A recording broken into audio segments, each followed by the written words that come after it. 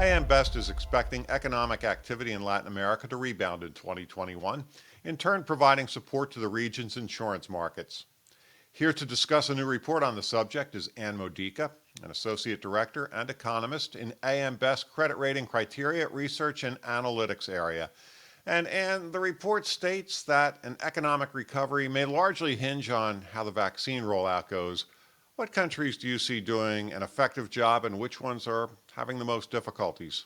So, the strength of the region's economic recovery does hinge largely in part to containing the virus, and an effective vaccine rollout is a huge part of this. While lockdown measures caused economic conditions to collapse worldwide, Latin America was particularly vulnerable due to the nature of their economies in two main ways. One is that the region relies heavily on external demand for things such as tourism as well as commodity exports.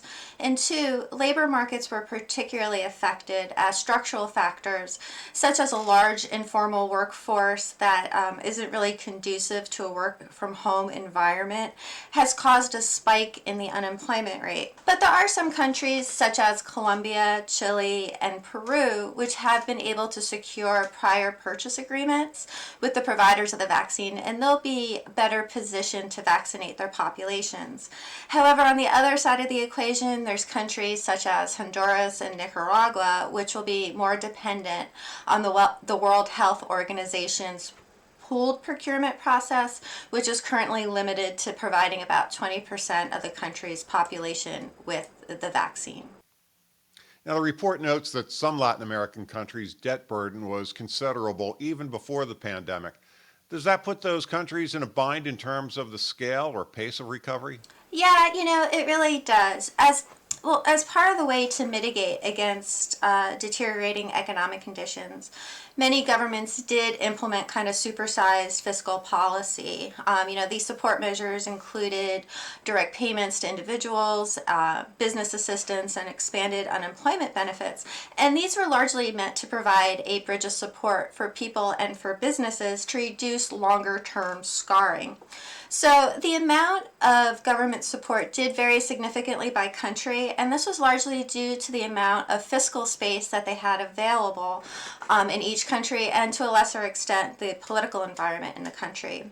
So prior to the pandemic, a number of countries were already struggling with a high level of debt, which kind of limits the amount of support that the country can provide going forward. And I'll give you an example. Ecuador, which went into a sovereign default last year, they spent just 1% of their GDP on these fiscal support measures, while the average for the region was about 8% of GDP. With the potential for austerity measures and continued COVID issues, Ann, would you expect to see rising social unrest? Yes, unfortunately we do. Even prior to COVID, the region had witnessed elevated levels of social unrest. You can look at countries like Peru and Chile, which had some pretty violent protests. Societal tensions have been prevalent for a variety of reasons prior to COVID, and these include political ineffectiveness, the growing inequality and deteriorating living standards, as well as stagnating GDP per capita. And the report does look at GDP per capita in the region, and over the last decade, the metric has fallen in 8 out of the 19 countries that we look at. And the pandemic has just added an additional layer to this. While government spending needed to increase, this level of spending is not sustainable in the longer term. So as stimulus measures are scaled back or eliminated, I think the risks of protest will increase, especially in the countries that you see with higher unemployment rates or if austerity measures are introduced. Overall, can the region get back on track this year from an economic standpoint? So, as a whole, the IMF is expecting the region to return to growth this year at about 3.5%. And this is as compared to the contraction that they had of 8% last year. And this should be relatively good news for the insurance industry for increased business opportunities.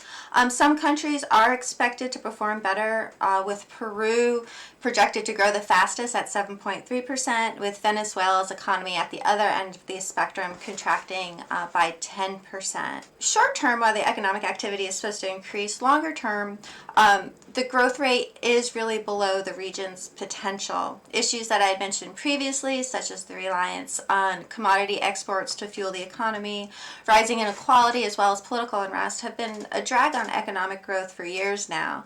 And one way that we can look at this is if we look at the region's share of world GDP over the last 10 years.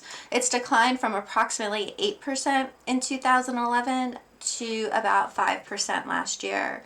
So while the pandemic did exacerbate the region's economic situation, it wasn't the cause of it. Thanks for taking the time to speak with us today, Ann. You're welcome, John. Thank you. That was Ann Modica, an associate director and economist in AM Best Credit Rating Criteria Research and Analytics area. You can find the full report online at ambest.com. For AM Best TV, I'm John Weber.